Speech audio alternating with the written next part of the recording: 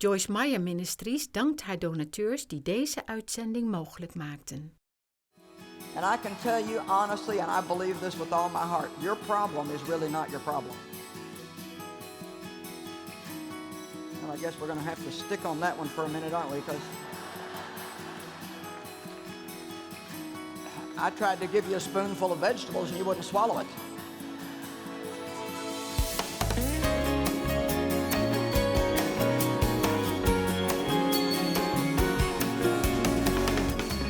Well, today I'm going to teach on attitudes.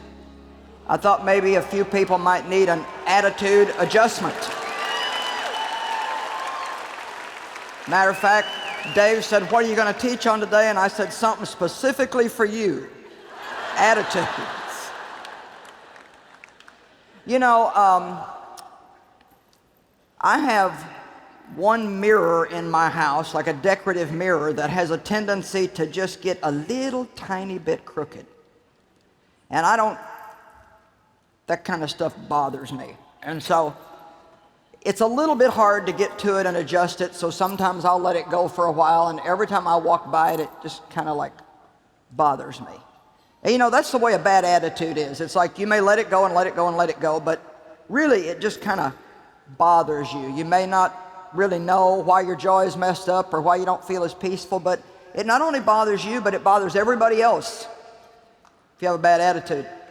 But if I take just a little bit of effort, sometimes I got to stretch myself over another piece of furniture and get up there to that mirror, and if I just go, just a little tiny adjustment, then it just feels so good again when I'm in that room. Same way, I've got a heat and air conditioning vent in my office at home, that every once in a while the little vents in it will get in a certain position where it will make this weird little noise when the air blows through it. And I don't do well with weird little noises. I'd almost rather have a loud noise than a weird little nitpicky noise. And so sometimes I'll put up with it for a couple days, and then I'll have to get somebody to come and make a little adjustment, and then it's okay again. You might be surprised how much better your life would be if you would just make a little adjustment in your attitude. And I find out that there's so many wrong attitudes that we can get into, and so many right ones that we need to have, that we need to adjust our attitude on a daily basis. You know, it's pretty easy, for example, to get discontented, isn't it? A little bit grumpy, a little murmury, just not really too satisfied with what you got, think you ought to have more. Well, let me help you adjust your attitude. If you feel a little grumpy, maybe you're having a little hard time sleeping tonight, just remember the homeless family who has no bed to lie in. Should you find yourself stuck in traffic, don't despair. There are people in the world for whom driving an automobile is an unheard of privilege. Should you have a bad day at work, think of the man who's been out of work for 3 months. Should you despair over a relationship that is troublesome, think of the person who's never even known what it's like to love or to be loved. Should you grieve over the fact that your boss denied your request to work 4 days a week and have a 3-day weekend, think of the woman in dire straits working 12 hours a day, 7 days a week for $10 a week just to feed her family in a third world country. Should your car break down, leaving you a mile away from assistance, think of the paraplegic who would love the opportunity to take that walk. If you didn't get the parking place that you wanted when you came to the conference today and you had to walk a couple of blocks and you complained, it's time for an attitude adjustment. Should you notice a new gray hair in the mirror, think of the cancer patient in chemotherapy who wishes she even had some hair to examine. Should you find yourself discouraged because you can't decide what your life's calling is, be thankful. There are those who didn't even live long enough to get the opportunity to think about what their life's calling might be. Should you find yourself the victim of other people's bitterness, ignorance, smallness, or insecurities, remember, things could be worse. You could be that person.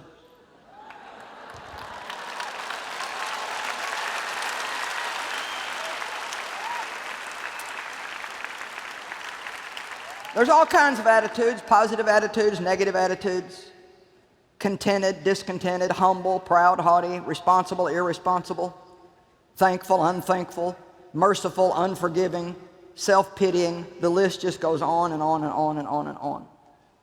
But if you can keep your attitude the way that Jesus kept his attitude, and he should be our example in everything, including attitude, Philippians 2 says, let this same attitude and humble mind be in you, which was in Christ Jesus. Let him be your example in humility and every other kind of attitude. I'm telling you today that if you can adjust your attitude on a daily basis, no matter what's going on in your life, you can still enjoy your life. Let me ask you a question. Is your problem really your problem, or is it your attitude toward your problem that's your problem?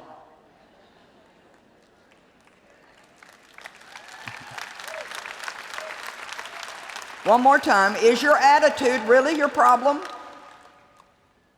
I mean, is your problem really your problem, or is it your attitude toward your problem that's the problem? Do you know that there are people in the world who have the exact same problem that you do, and yet they're a lot happier than you are? And there's people who have a much worse problem than you, and yet they're a lot happier than you are. And it's not about the problem, it's about the way they decide to look at their problem. You know, this message today is not hard. There's nothing deep about it. There's nothing complicated about it.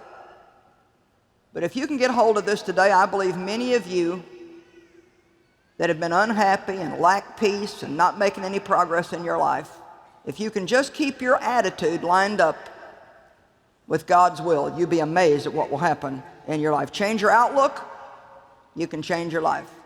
Your attitude is your thought life turned inside out.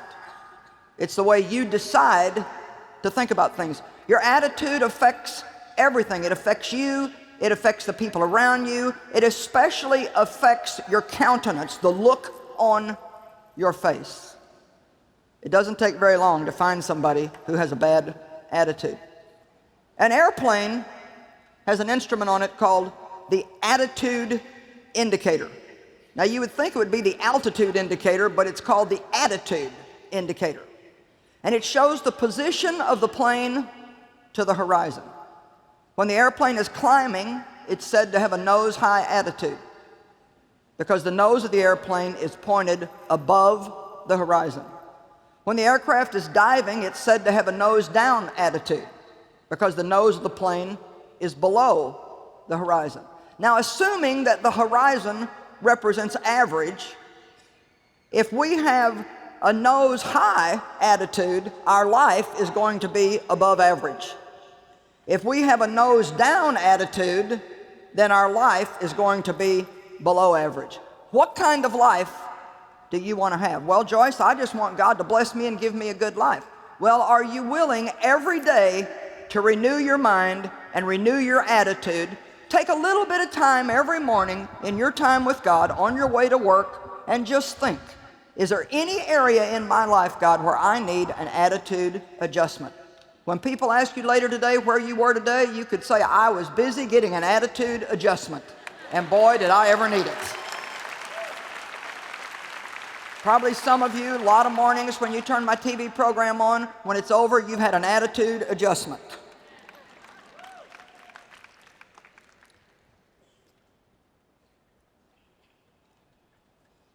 Anybody's attitude can be changed if they want to change it. Ephesians 4:23. And be constantly renewed, in the spirit of your mind, constantly having a fresh mental and spiritual attitude. Now let's back up and look at verse 22. Strip yourselves of your former nature, put off and discard your old unrenewed self, which characterized your previous manner of life, and becomes corrupt through lust, desires that spring from delusion. He's saying, put off the old man, put off the old life. Don't act the way that you used to act anymore. Now jump over to verse 24. And put on the new nature, the regenerate self, created in God's image, godlike in true righteousness and holiness. So verse 22 says, stop acting like the old man. Verse 24 says, and begin to act like the new creature that you are. But verse 23 is the bridge from how we get from acting like the old man to acting like the new man. Let's put verse 23 up again.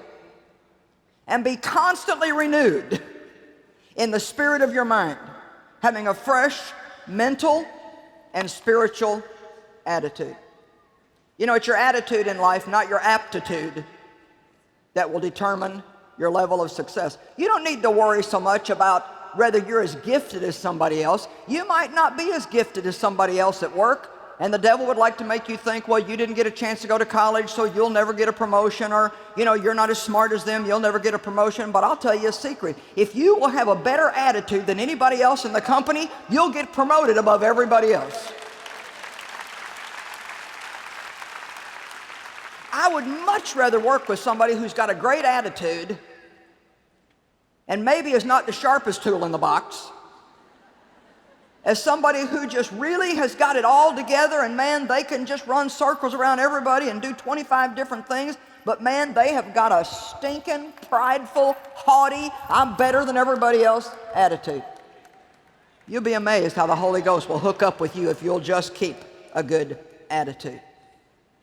I want to work with people who have a humble attitude, a thankful attitude, a positive attitude, a responsible attitude. Take an attitude inventory. If you would describe your general attitude toward life, which one of the following songs would you be singing when you get up every morning? Make the world go away. Raindrops keep falling on my head. I'll do it my way. Or, oh, what a beautiful morning. Oh, what a beautiful day.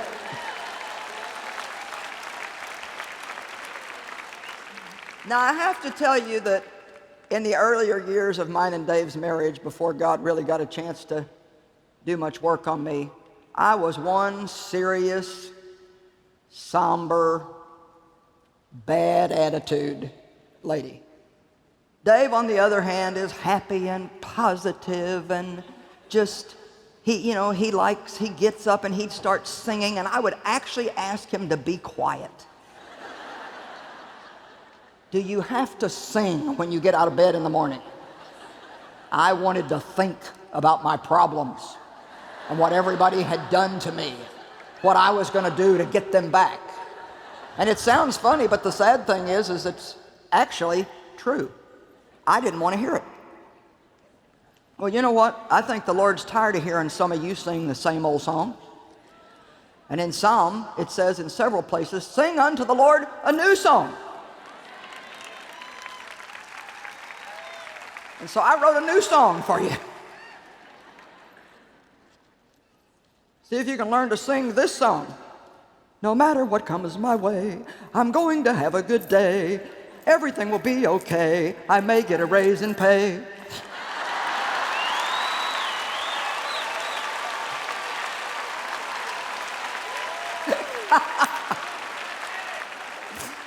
Oh, I tell you, I bet the worship teams are going to be after me now to be their lead singer. Don't you imagine?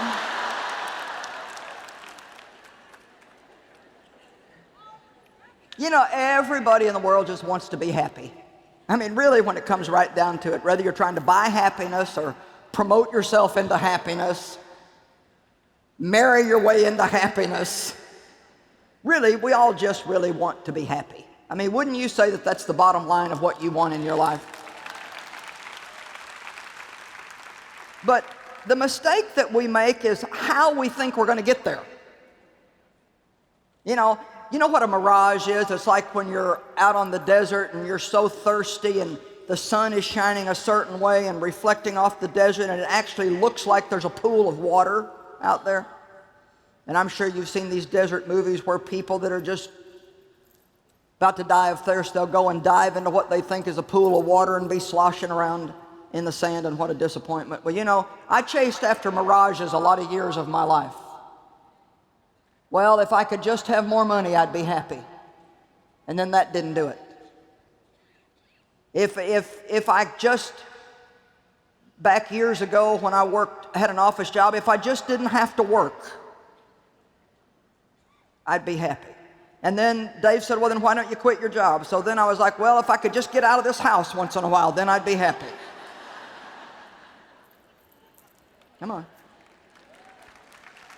If the devil would just leave me alone, I'd be happy.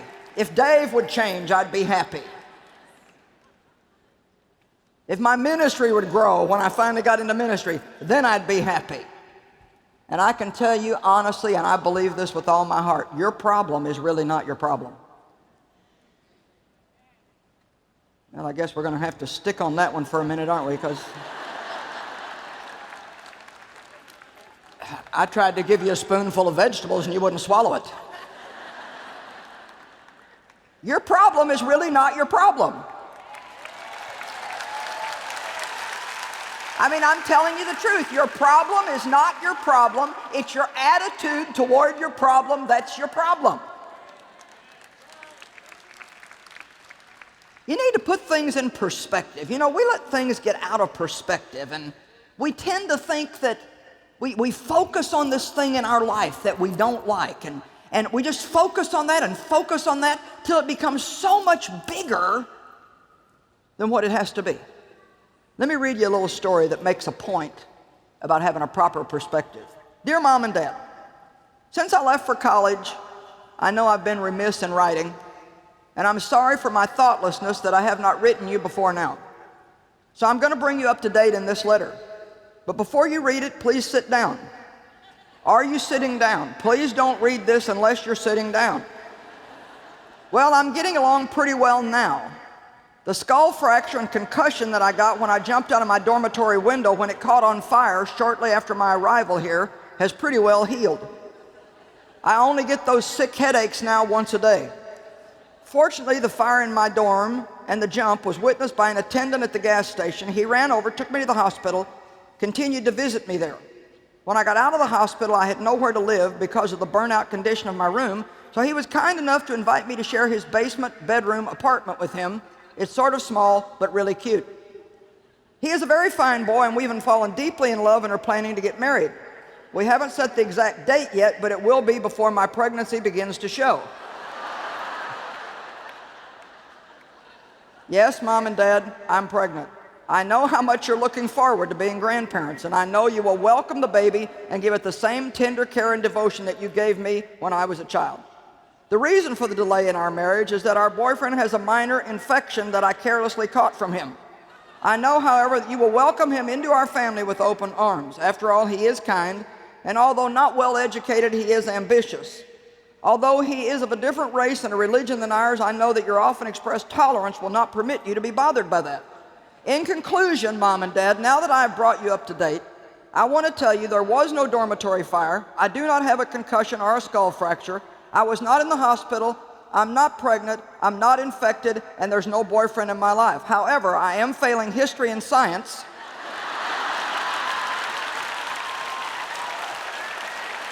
And I wanted you to have a proper perspective.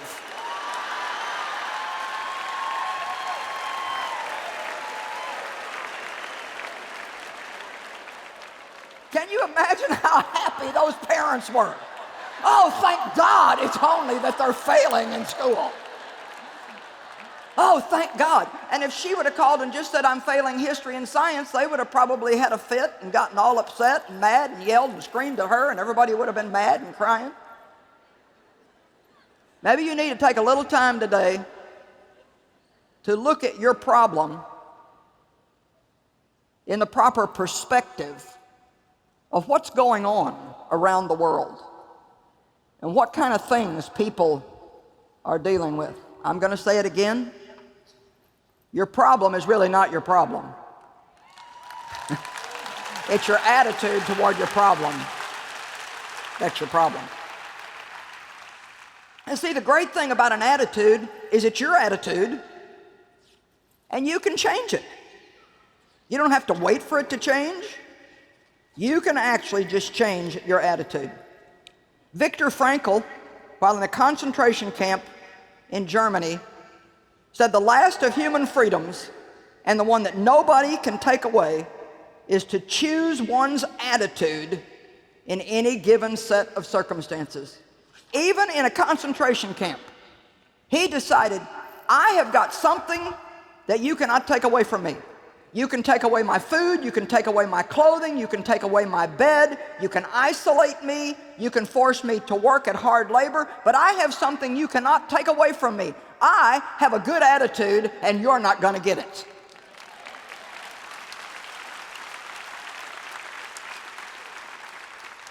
See, I told you we're all getting an attitude adjustment today. Everybody just wants to be happy, and interestingly enough, the Bible repeatedly tells us, and I don't like it any better than you do, but it repeatedly tells us when we have trials and tribulations to be happy. Jesus said in John 16:33, in the world you will have tribulation. It's a promise. And then the next thing he said is, cheer up. Thank you. Cheer up. Why? Because even though you have problems, you also have me. In the world you will have tribulation. Everybody in the world has tribulation. But you can cheer up because Jesus said, I have overcome the world.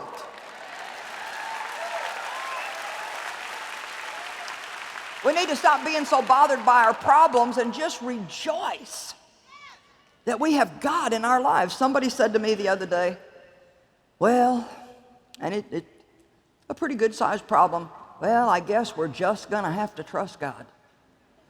And that just kind of hit me the wrong way. And I thought, you know what? I'm tired of saying that. I'm tired of hearing people say that. We don't just have to trust God. We get to trust God. It's a privilege to be able to trust God.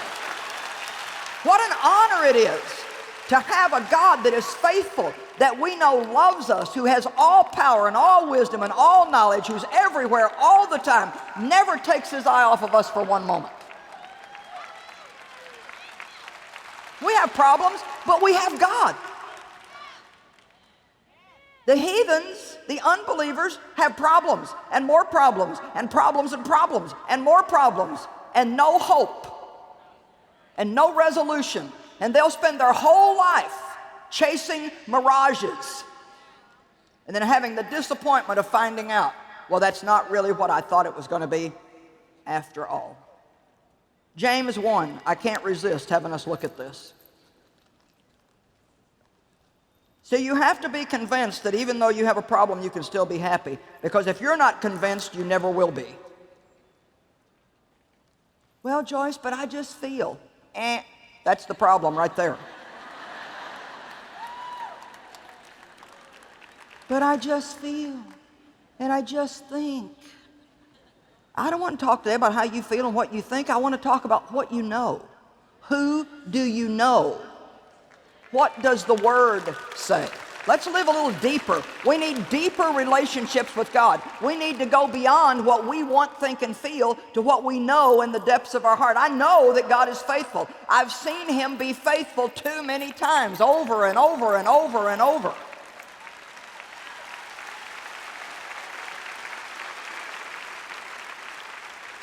Verse 2, James 1:2. Consider it wholly joyful, my brethren, when you are enveloped in or encounter trials of any sort and fall into various temptations. Be wholly, completely, totally joyful when you have all kinds of trouble.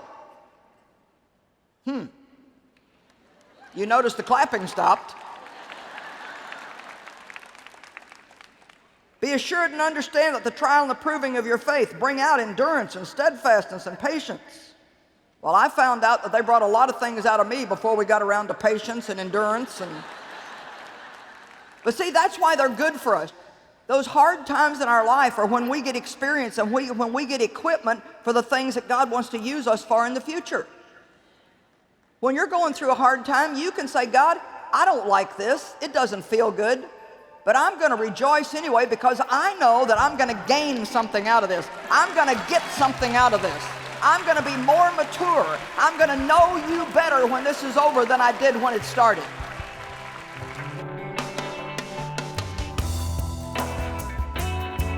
Well, let's always remember that it's our attitude toward our problems that's our real problem.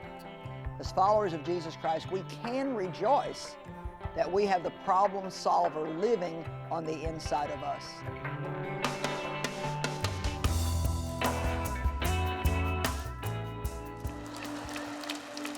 But I know that the Word of God is true, and that He changes lives, and He gives you a life worth living. Misschien ken je Joyce Meyer van haar boeken of van haar programma Enjoying Everyday Life. Maar wist je dat Joyce Meyer Ministries ook overal ter wereld concrete humanitaire hulp biedt? Door middel van voedselverstrekking, ziekenhuizen, noodhulp bij rampen, het bevrijden van slachtoffers van mensenhandel en nog veel meer. Deze christelijke hulporganisatie heet Hand of Hope en draait volledig op giften. Early on, Mom and Dad, really just started to realize just how full the Bible is with mandates that we're supposed to take care of the poor. It talks all the time about visiting those that are in prison and feeding the hungry and, taking in the stranger and taking care of the widow and the orphan. And so we strive to do that, and as the ministry has grown, our ability to influence and do bigger things has also grown. As we travel around the world, we meet so many wonderful children that have had such desperate need in their life, and we're so grateful to be able to help them. Today we happen to be in Thailand, and this little boy's name is Somded, and he's had some tragic things in his life, but thank God, through your help, he's now living in the children's home here, and his life is looking very bright. His parents both died when he was 6 in an auto accident. And when they found him to bring him here to the home, he had had severe ear infections, which had caused hearing loss and lots of other problems in his ears. So he's had about 2 years of medical treatment on his ears, and thank God he can hear fine now. And so thank you for helping us provide homes for Somded and for other little boys and girls like him all around the world. Over Jezus vertellen en mensen laten zien dat God van ze houdt. Ja, de vele noden op de wereld gaan een mens te boven. En misschien vraag je je zelfs af of je er überhaupt wel iets aan kunt doen. Maar dat kan dus wel degelijk. Hand of Hope, de christelijke hulporganisatie van Joyce Meyer Ministries, is daar het bewijs van. Alles in één keer oplossen gaat niet. Maar wij bieden mensen één voor één de helpende hand.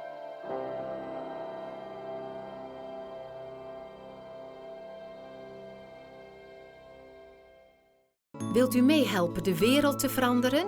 Word dan onze partner en doneer regelmatig. Wij sturen u graag kostenloos onze brochure toe. Vraag deze aan door te bellen naar 026 20 22 100 of ga naar joyce-meyer.nl/partner.